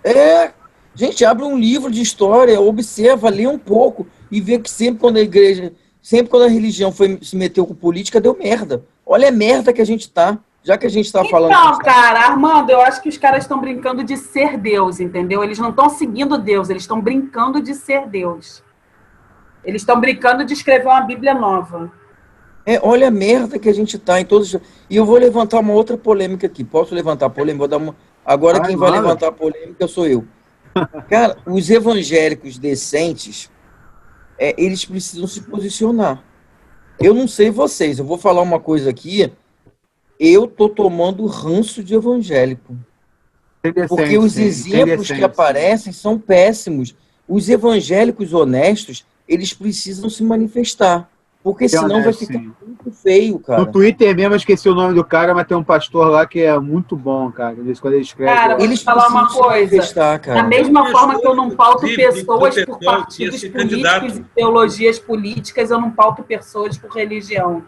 Porque eu sei, porque a minha religião é uma religião muito... Cara, quantas vezes eu digo, eu sou espírita, mas eles agora para mim e falam, mas você é macumbeira, eu não pauto pessoas... Então, exato, é isso que eu tô te falando. Eles precisam se manifestar, porque assim como eles recriminaram quando teve o aborto e foram para a porta do hospital, eles deveriam recriminar o que ela está fazendo, o que a Flor de Lis está fazendo. Eles deveriam vir a público dizer que eles não... Exato. É isso que eles precisam fazer. Eu gosto da religião evangélica. O catolicismo, muito momentos, virou as costas para os mais pobres, mais humildes, e tinha um pastor, tinha a religião evangélica. Os evangélicos não. Salvando as pessoas. Aloysio, mas isso, voltando a essa sua fala, assim, eu acho que a gente tem que tomar cuidado, muito cuidado com isso. Eles são radicalistas, não são fundamentalistas. A palavra é outra. Assim, eu não estou defendendo, juro para você, eu não estou defendendo o que esses caras fazem, porque eu acho que você se explodir, matar um monte de gente explodido com você, é uma situação assim que não tem nem comparação. Mas existe uma diferença muito grande no que esses caras fazem lá, que esses caras já nascem assim, eles já nascem odiando sem saber por que odeiam, cara. É fundamentalismo. E isso é uma coisa completamente diferente do que se faz aqui em nome de uma religião, seja ela qual for. Aqui é radicalismo, não é fundamentalismo. Deixa eu fazer uma pergunta para vocês. Imagina se o que a Flor de Lis fez, se tivesse sido um bandista que tivesse feito. Já É isso que eu era. tô falando. É isso que eu estou te falando. Os evangélicos precisam reagir e dizer que a Flor de Lis está errada, que o Crivella está errado. Assim como eles estariam fazendo se fosse um bandista que fez o que a Flor de Lis fez, entendeu? É isso que a gente tem que cobrar. Não é possível que os evangélicos fiquem coniventes e calados diante de tudo que aconteceu. Tem que ter um posicionamento, eu acho. Exato. Cara, nessas 2 últimas semanas caiu uma bomba, porque todas as... Olha só, vamos falar a verdade, voltar ao papo do Crivella. Pelo amor de Deus, uma pessoa que segue Deus não pode fazer o que ele fez. Cara, ele pagou pessoas para ficar impedindo pessoas de trocarem informações, de noticiarem as informações. Isso não é coisa de Deus. Tem que ter um posicionamento em nome da fé. Exato. Tem que ter um Exato, posicionamento em nome da crença. Exato. Porque a igreja também não pode responder por pessoas de mau caráter. Isso. Entendeu? Porque, tipo você assim, lê a Bíblia quer ver de um cabeça exemplo? para baixo e você interpreta do teu jeito. E aí, como você age, é um problema teu e não de Deus. Quer ver um exemplo que vocês não estão sabendo? É porque eu sou católico e eu acabo sabendo um pouco mais. Esse caso desse padre aí, que desviou dinheiro, que está metido em merda, o Papa Francisco ficou sabendo disso e mandou um representante da igreja para vir fiscalizar, para ver a merda que esse cara está fazendo. Mas o Padre Francisco foi uma bênção que apareceu para a Igreja Católica, né? Porque Exato. antes a coisa estava feia ali também, né? Então, alguma coisa tem que ser feita em relação ao que está acontecendo com os evangélicos. Estou repensando como é essa coisa da Igreja Católica, porque para mim era só João Paulo II, né? Eu gostava muito dele. Isso, Agora eu estou achando que a Igreja Francisco ainda é melhor. São Paulo sim, II tinha algumas sim. coisas nele também que... Sim. Algumas características que Mas são tem coisa que eu até entendo, sabia? Por exemplo, não aceito, mas entendo o catolicismo ser contra a camisinha. Dá para entender, porque se você começar a falar a favor da camisinha, a Igreja Católica, quer dizer que ela vai aceitar que o sexo não é apenas a procriação.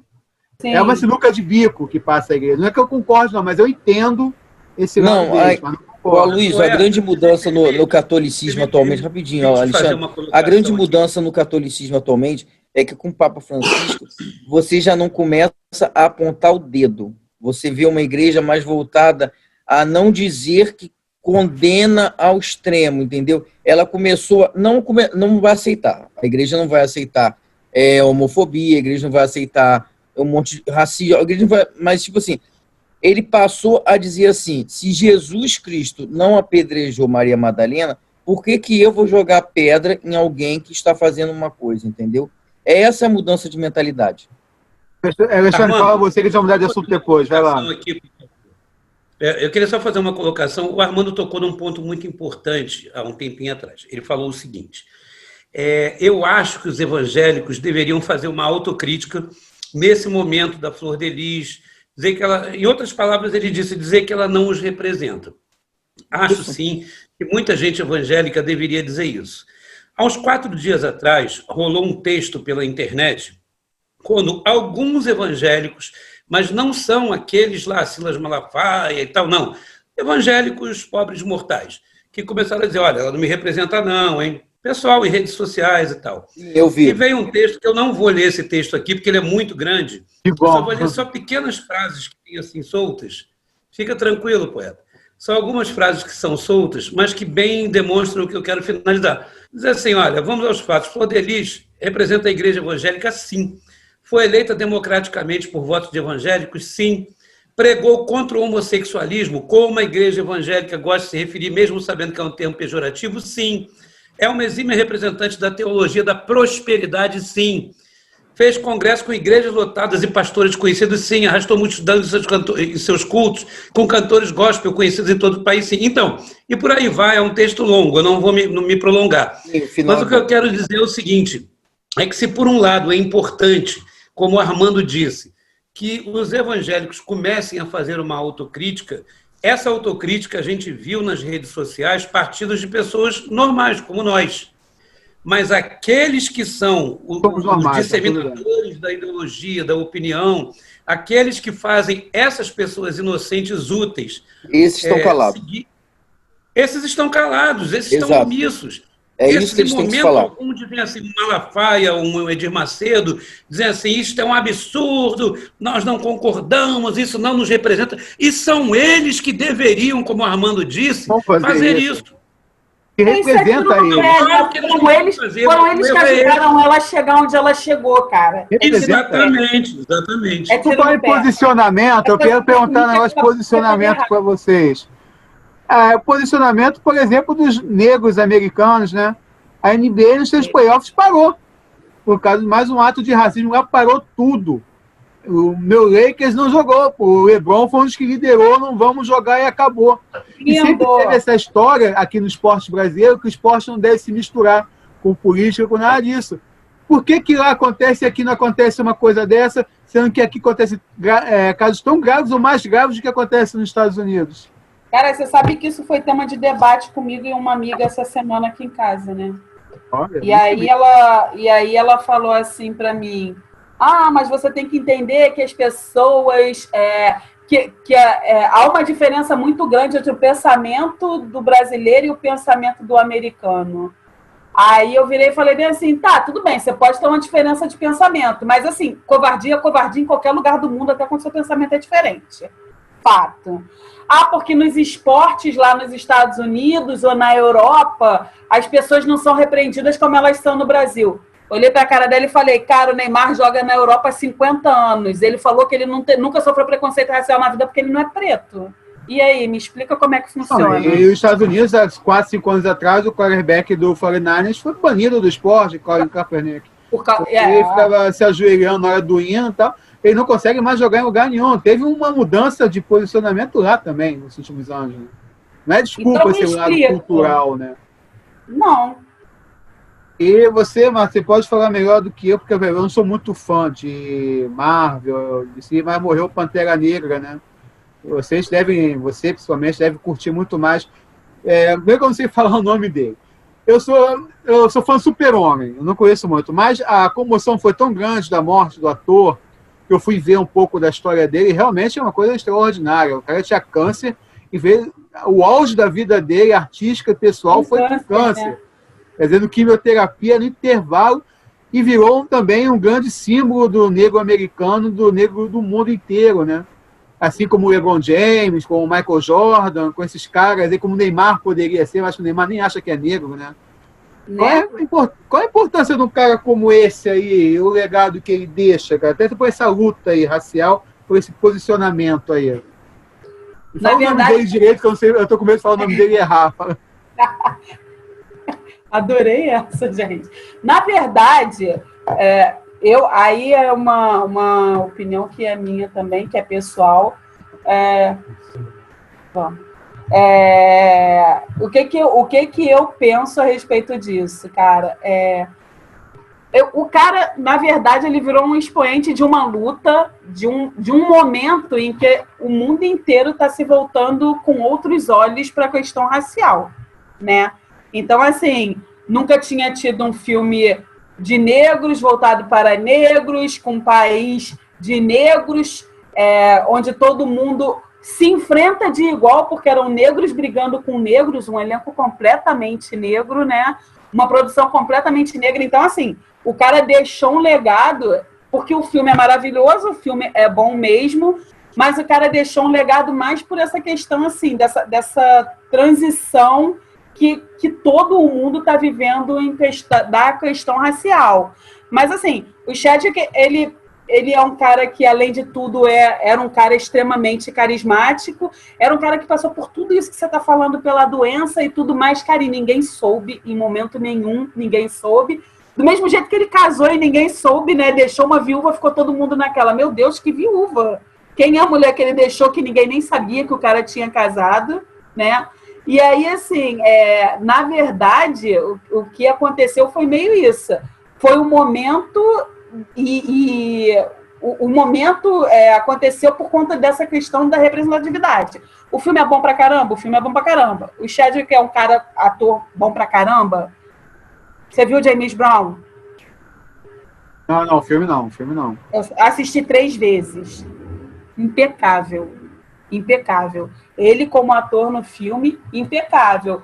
Mas, assim, aconteceu... tudo está acontecendo num momento muito complicado, e eu repito, voltado para a questão racial. Tudo está acontecendo num momento muito complicado. É a morte de uma pessoa pela polícia, depois vem uma outra pessoa que é assassinada... Não foi a morte, né? Foram 2 assassinatos cometidos seguidamente pela polícia nos Estados Unidos. E o que eu acho muito estranho é que, assim, aqui no Brasil morrem negros à torta e à direita todos os dias, não da mesma forma, mas também pela polícia, e não tem repercussão que teve lá, né?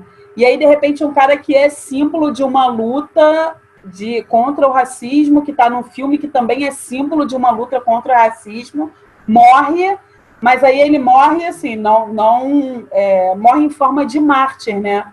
Porque é o cara que deu voz às pessoas. E eu achei isso, assim, o reconhecimento fantástico, o reconhecimento da pessoa e da representatividade. Muitas pessoas que eu conheço que têm filhos pequenos queriam ser um personagem do Pantera Negra. Muitas pessoas se olhavam no filme e se viam como um personagem daquilo. E não foram só crianças negras, não, cara. Crianças brancas. Crianças brancas que olharam aquilo e assumiam aquilo para si, porque o super-herói ele não tem cor, né? Ele é igual uma princesa, ele é uma pessoa normal. Ele não tem cor, ele não tem credo, ele não tem raça. Ele só tem muita força e ele ganha de todo mundo o tempo inteiro. Então, não é uma... Para a criança, que é uma coisa que é mais ingênua, não é uma questão de cor, não é uma questão de supremacia, é uma questão de representatividade mesmo. E isso eu achei, a comoção eu achei muito interessante. É uma pena, né? Porque não foi só ele, teve o Kobe Bryant esse ano também, 2 grandes representantes da força negra, vencedores, pessoas vencedoras que as crianças viam como heróis.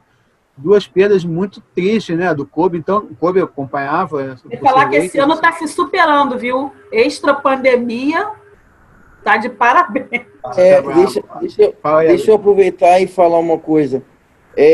A gente começou o programa falando só de merda, né? De Estado uma porcaria, prefeitura uma porcaria. Mas olha só que a gente está vivendo também um momento histórico, né? Porque uma coisa que a Marta falou chama muita atenção. A gente vê movimento nos Estados Unidos onde o branco vai para a rua defender o negro. Isso é muito legal, né? Já que a gente está tentar um pouco de positivismo, e a gente está vivendo isso, sabe? É um acontecimento histórico isso. Foi como NBA, várias pessoas entendem, né, Armando? Entendem. Sim, exatamente. Quer dizer, aquela coisa que você, eu não vou desistir, não. Eu acho que está surgindo uma esperança aí, entendeu? Sabe aquela coisa assim... que eu mesmo falei aqui nesse programa, que o normal agora é ser boçal, mas aí você vê uns exemplos desse e você pensa assim, mas o problema, Armando, é que a gente vê lá fora, né? A gente vê lá fora. Aqui no Brasil, o filho do Abel Braga morreu e o pessoal ficou puto porque o Fluminense teve jogo adiado e não estava no cartola, os jogadores do Fluminense não puderam jogar. Eu lembro disso, o pessoal puto da vida com isso por causa do cartola. Eu lembro também. Aloysio, mas eu acho que aqui no Brasil essa questão racial ainda é uma questão muito, muito difícil de ser entendida, porque aqui é tudo muito preto no branco. Eu acho que as pessoas são... Assim, muita gente vai me criticar agora, e você sabe que eu já trabalhei com muita gente do movimento negro, mas eu acho que as pessoas são muito radicais. As pessoas são radicais quando o Bruno Gagliasso e a Giovanna Elbank adotam crianças negras e dão voz a negros na rede social deles, e as pessoas falam, mas eles são brancos. É nós por nós. Cara, é nós por todo mundo o tempo inteiro, somos seres humanos. É o que eu estou falando, a ingenuidade da criança quando ela pega um pantera negro, um pantera negra, mesmo quando é um loiro de olho azul e fala, eu quero ser esse cara. Isso marca muito. Não é pela cor do cara, não é porque o cara tem cabelo bom, porque o cara tem cabelo ruim. É porque o cara tem força. É a representatividade, não é o tom da pele. Do mesmo jeito que a criança negra quer ser a Cinderela da Disney, cara, muita criança branca quer ser o Pantera Negra. E as pessoas aqui no Brasil, elas são extremamente radicais. Elas são extremamente radicais. Não tem... Falou não, Marta, do poder de comunicação. Que chama branco para participar, cara. Então, Aloysio, em cima do que você falou lá no início, você colocou uma coisa importante.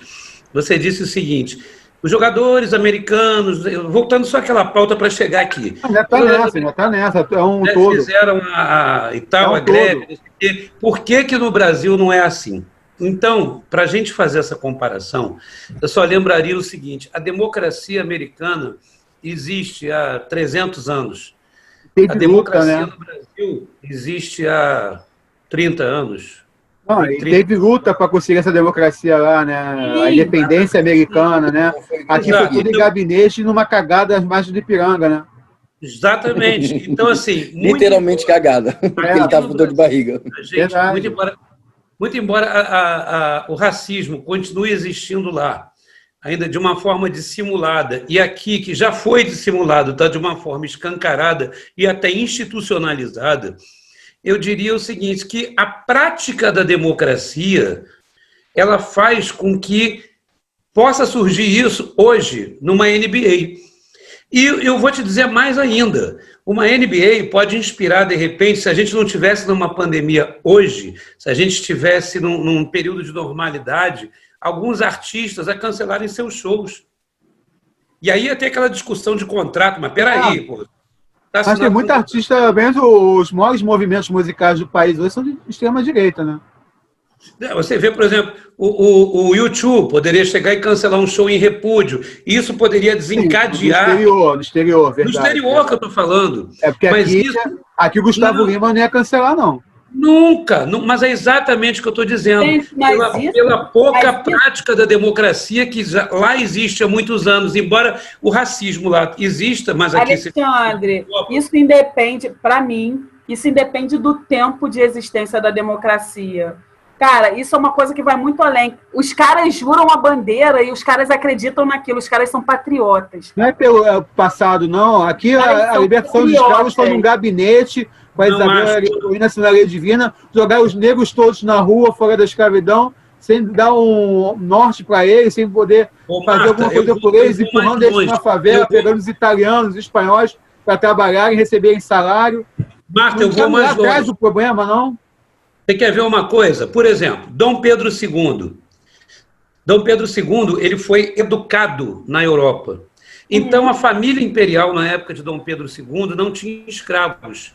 Tinha alforriados que recebiam salários, e ele, durante 40 anos, lutou contra os barões do café, porque ele tentava, de uma forma ou de outra, acabar com a escravatura, mas, por outro lado, também...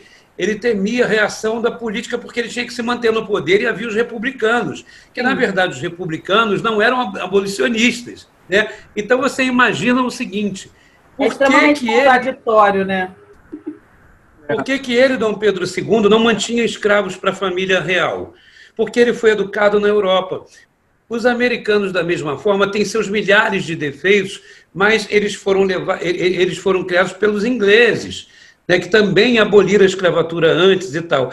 Enfim, e a gente sabe até que a abolição da escravatura aqui veio por pressão da coroa inglesa, porque o Brasil, a coroa portuguesa devia horrores, né? E essa coisa da gente ter mão de obra gratuita incomodava eles na época da Revolução Industrial.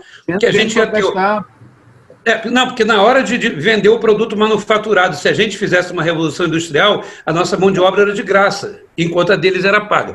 Mas só para não me estender e voltar ao foco, o que eu quero dizer é o seguinte: a questão da democracia influencia sim, porque o debate, a discussão é muito mais remota, é muito mais antiga lá.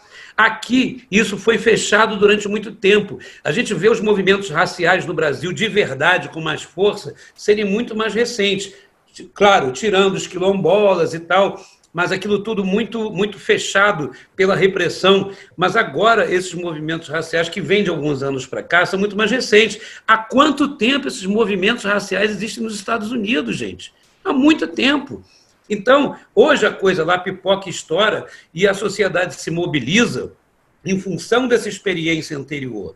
A gente não tem isso, a nossa sociedade não é acostumada com isso, como o Aloysio falou. Um Gustavo Lima não vai nunca suspender. Lá sim, você pode ver vários atores, se não estivéssemos em pandemia, se estivesse rolando show, que iriam... Vídeo bloqueio da entrega do Oscar.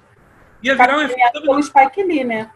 Sim, é isso que eu estou falando. Então, viraria um efeito dominó. Aqui no Brasil, nunca, mas nunca, que um campeonato... Não faltam negros líderes para artistas para botar o dedo na ferida com o Spike Lee, não falta um cara desse aqui? Concordo.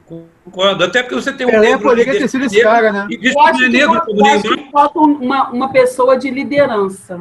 O Pelé poderia Não ter sido esse precisa ser cara. artista, não precisa ser um artista. Porque a gente viu que os Estados Unidos é mais liberal, mas elegeu o chefe do nosso presidente, o Donald Trump, foi eleito pelo povo. Tudo bem, teve menos votos do que a Hillary, mas foi eleito. O sistema democrático desde 300 anos elegeu o Donald Trump presidente, né?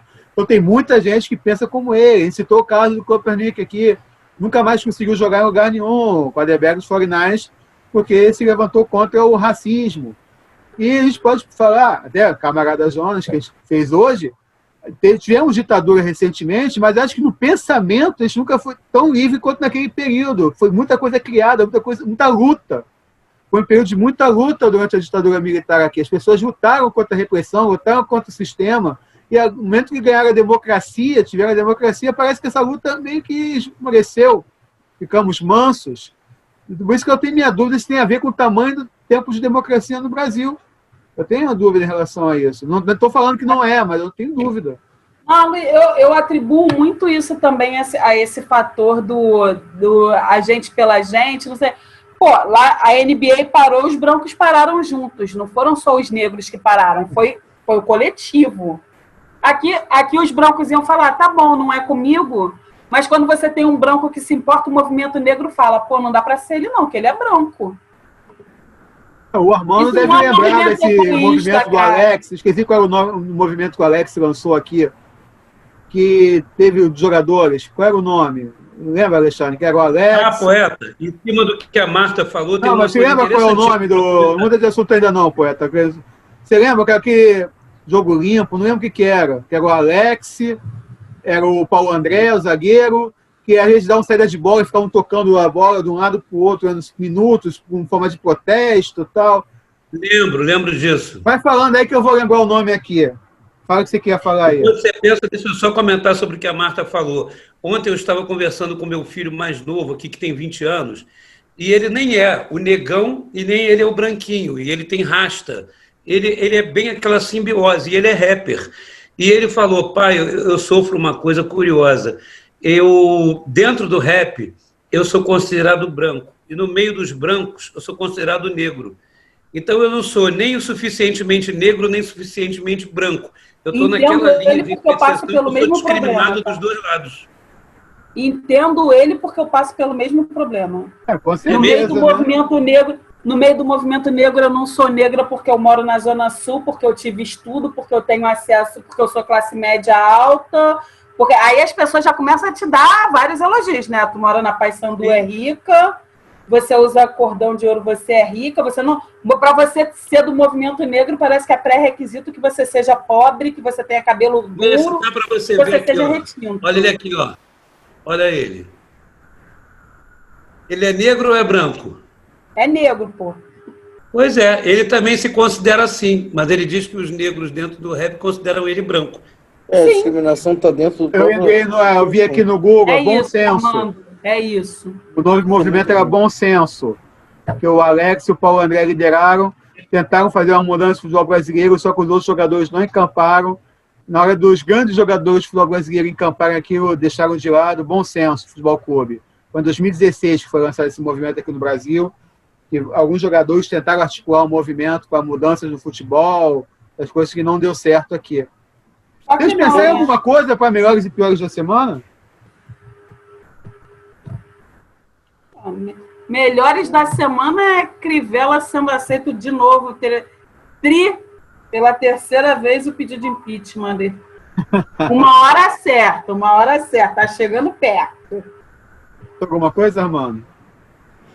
Cara, o melhor da semana acho que foi agora, esse sopro de esperança que a Marta deu aí, quando ela lembrou que os brancos estão nos Estados Unidos protestando também contra o racismo, entendeu?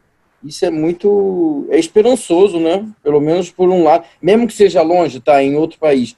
Mas é um pouco de esperança, né? Nessa confusão Aí que toda. pega, né, aqui. Exatamente, a gente copia tudo de lá, né? Vai que a gente copia isso também, né? Verdade. E você, Alexandre Vale, pensou alguma coisa de melhor da semana? Eu vou manter o meu espírito Mahatma Gandhi e vou seguir o Armando, seguir o relator quando ele fala em copiar, e vou copiar ele e a Marta. Eu acho que o que os dois citaram, eu assino embaixo, acompanho os relatores, para mim foram as piores da semana. As melhores da semana. O melhor da semana foi a audionovela Camarada Jonas, show de narração de Alexandre Vale, show de todos os artistas que fizeram presente, modéstia à parte, texto foda também, tem que falar, direção de Guto Tunja, a gente arrebentou no trabalho. Eu acho que é uma história que a gente tem que divulgar muito, porque Texto de Aloysio Vilar. tem tudo a ver com o movimento, com o país de hoje. Não foi escrito para o país de hoje, foi escrito na época do PT, por incrível que pareça, só que infelizmente o Brasil fez ficar atual esse texto. Vão lá conferir a história de três jovens que nos anos 70 foram assaltar um banco, lutando contra a repressão, foram presos, torturados, um deles desapareceu, e 25 anos depois algumas surpresas acontecem na noite de Natal. Está aqui no canal, Camarada Jonas. Falando de novo, Alexandre Vale deu um show na narração e ficou meio inseguro falando com o Zé. Pô, será que eu fui bem mesmo? Foi bem, pô. Parabéns. Parabéns para todo mundo que participou desse projeto. Está aí no canal SCC Produções. Alguém tem pior da semana aí? Tudo que a gente falou hoje, Crivella, Flor de Lis, Malafaia, Witzel, eu acho que o pior da O pior da semana... semana, para mim, é um pacote da política. Exatamente, pega o pacote inteiro. Poeta. Vai com eles, poeta? A pior da política... Porque é difícil escolher um, né, gente? É tanta merda que é até difícil você escolher um. É até absurdo você escolher só um. Tem tanta coisa. Pior, eu acho que é o pior da política e essa coisa desses números do coronavírus que eu até mandei no grupo hoje, que muito tempo eu não estava assistindo televisão, né? Fantástico, Repórter, porque eu estava meio desanimada com as notícias. E aí, conhecendo minha classe amiga de jornalistas, eu decidi assistir hoje porque alguém me falou alguma coisa que ia passar na televisão que eu queria ver. E, cara, eu achei pavoroso a nomenclatura nova que eles estão usando a respeito do coronavírus, né? Tipo, a palavra estabilidade de morte, alta de morte, baixa de morte. O coronavírus já virou uma coisa tão banal que o cara fala em estabilidade de... Você tem noção do que é isso? Estabilidade de morte? Eu acho que a gente eles perdem a noção do ridículo, a estabilidade de morte. Pois cara, essa nomenclatura me... Quando hoje o repórter da Globo falou, então, a estabilidade... Eu falei, não estou acreditando que ele está falando em instabilidade de mortalidade numa situação, num momento desse. Então, o interessante é o percentual, né? Então, quando morre 1% até 3%, há uma instabilidade. Cara, as pessoas estão banalizando a vida e eu estou achando isso uma coisa cada vez pior, cada vez pior. Os direitos humanos que não lutam por direitos humanos, a banalização da morte, porque o coronavírus já se tornou uma coisa muito normal para determinadas pessoas. Eu estou achando isso péssimo. Eu queria só deixar isso claro. Meu ponto de vista, eu estou achando isso péssimo. Quer ver o pior da próxima semana? É uma coisa que está acontecendo atualmente. Eu não sei se vocês já perceberam, já vou logo adiantar o da semana que vem. Algumas pessoas estão indo contra a vacina. Você percebe que está tendo uma onda de pessoas dizendo que não vão tomar a vacina. Quanto sobra pra gente? Isso já é uma coisa... Isso é uma coisa ruim que na próxima semana a gente vai estar debatendo, tá? Não, gente, e já vi os argumentos, né? As pessoas não vão tomar a vacina porque a vacina vem com alguma coisa que altera o DNA. Tipo, eu prefiro morrer de coronavírus do que alterar meu DNA. Tá? Voltamos à Idade Média, voltamos ao início do século XX, revolta da vacina, voltamos a tudo isso. Não, eu escutei essa semana, tem gente na internet dizendo que a vacina vem com chip. Então, se você tomar a vacina... o chip vai estar ali. Desminta não, a gente toma, deixa eles ficarem sem vacina, é bom que sobra pra gente. Eu falei exatamente isso. Alexandre Vale, você tem algum pior da semana? Além da derrota do Vasco Fluminense? Eu sou tricolor, pode voltar o melhor da semana, nem sabia que eu tinha. Inicialmente... Ih, poeta tá travado? Fala aí, poeta. Oi. Tô pior da semana. Descongelei. Congelou. Pior ou melhor? Pior. Não é melhor? Pior. Você já Não, falou melhor mesmo. já foi. Na verdade, o pior da semana, gente, honestamente. Primeiro, eu pensei em falar, como alguns disseram aqui, o conjunto da obra, né? Mas isso seria muito subjetivo, né? Então, assim, eu pensei, a morte lá da Flor de Lis com o marido, não sei o quê, morreu só um, foi pouco. Vamos pular. Os Guardiões, assim, quantitativamente continuam sendo poucos, apesar do mal que fazem a muitos. Então, eu continuo achando que o pior da semana é esse aumento de casos e de óbitos no Rio de Janeiro, na contramão de quase do resto todo do país, por imbecilidade da população que acha que já está na hora de rolar a aglomeração. Porque isso tem um fator multiplicador de progressão geométrica, porque pode acabar matando gente que não tem nada a ver com isso. Eu acho que eu estou congelado, não sei se vocês Não, mas ouviram só o que eu consigo te falei. ouvir. Vai. Eu te aviso se estiver ruim, vai. Agora ficou ruim. Agora ficou. Eu vou acompanhar o poeta. Pela primeira vez, né, nesses melhores e piores, eu vou Você acompanhar. continua. Vai, continua, vai. Eu continuo congelado. Não, agora Não, você está pode bem, falar. pode mandar. Qual foi a última coisa que vocês ouviram? E você Números que... do coronavírus e o aumento no Rio de Janeiro. Ponderou de novo. Exatamente. Então, quando eu digo que... Pô, pelo amor de Deus, né? Vai, fala. Agora foi, né? Então, Alexandre, quando você eu- só não congela quando você pergunta se está congelado.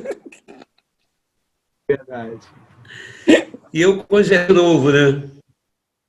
Agora descongelou, né? Isso, agora tá ótimo. Mas que saco isso, hein? Isso vai Vamos ter que para as ser... considerações finais logo, senão daqui a pouco a diretora me baixa aqui. Esse foi o Ele melhor. já entendeu, e eu Agora concordei já com o posso Alexandre Vale, falar. com as piores da semana, porque também é o meu pior da semana, poeta, que é o povo do Rio de Janeiro, que não toma vergonha na cara, que está se aglomerando, está indo para a praia, está indo para o cacete a quatro. Se fosse só para morrer essas pessoas, tudo bem. Mas aí o amiguinho vai no mercado, vem em outros lugares, encontra com outras pessoas que têm nada a ver com a história lá, e acaba prejudicando os outros. Então, eu quero dizer que eu concordo com o Alexandre Vale, o meu pior da semana é o mesmo que ele. Considerações finais. Começa por você, então, Alexandre Vale. Muito, já que eu te interrompi aqui. Obrigado, poeta, por essa parceria que está aumentando cada vez mais. Tem gravações amanhã, poeta. 2 gravações amanhã. Obrigado por mais uma participação, poeta. Não vai falar nada? Obrigado. Nossa, mas eu vou falar bem. Oi? Ah, sim. Obrigado. Claro. É só isso? Então, eu É só queria isso? dizer que eu acho que essa postura... Não, eu queria dizer que essa postura da população, eu acho que faz mais mal do que todos esses políticos, né? Porque é um fator multiplicador, é um fator exponencial, é uma progressão geométrica, e que acaba fazendo mais mal do que aqueles que nós condenamos, e que até alguns deles condenam, porque a irresponsabilidade é coletiva. A irresponsabilidade não é só dos governantes, da população também. É porque a população faz parte o governo faz parte da população. Nenhum deles chegou numa nave espacial aqui. Todos eles são oriundos do Rio de Janeiro. Né? São população Exatamente. também, né, poeta? Obrigadão, poeta, por sua participação brilhante, como sempre, aqui. Armando, na rede. Estamos com saudade de te ver na rede aí, Armando. Obrigadão. Manda um beijo para tua mãe, que ela assiste o programa quando passar aqui na quinta-feira. Você está vendo na quinta, a gente está gravando na terça. Obrigadão, Armando. Gente, obrigado. Me diverti muito com vocês. Acho que o melhor da semana foi até esse bate-papo, que eu me diverti bastante agora, vendo o Alexandre travado, perguntando se estava normal ou não. Isso foi muito engraçado. Valeu novamente. Só vou agradecer mesmo a vocês e bora semana que vem. Tudo bem, graças a Deus. Vamos ficar em casa conscientemente. Pelo menos a gente está vivo. Certeza. Obrigado, Marta. Mais uma participação aqui. Obrigada, gente. Bom, vou seguir o Armando. Bom demais estar com vocês aqui. Para mim, a semana, por enquanto, é o excelente da semana. Exato, isso aí. E quinta-feira a gente se encontra para bater um papo no chat.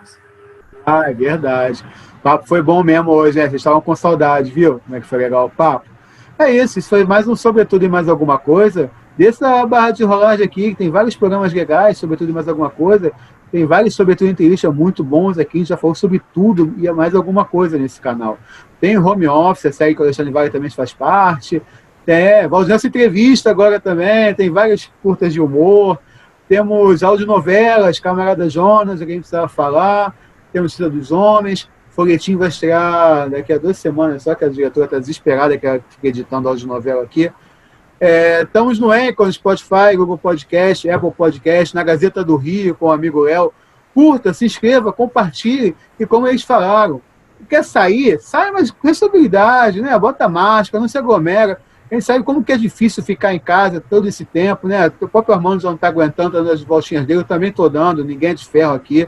Ele está saindo mesmo, com máscara, com responsabilidade, não só em relação a gente, como as pessoas que a gente ama que estão perto da gente. Se você não se ama, pensa nas pessoas que você ama. É isso aí. Valeu, gente. Semana que vem tem mais, Sobretudo e Mais Alguma Coisa. Valeu! No canal SDC Produções, você tem debate de alto nível todas as terças, com Sobretudo e Mais Alguma Coisa. Curtas de comédia todas as sextas e além de peças de teatro. SDC Produções, seu mais novo entretenimento na internet.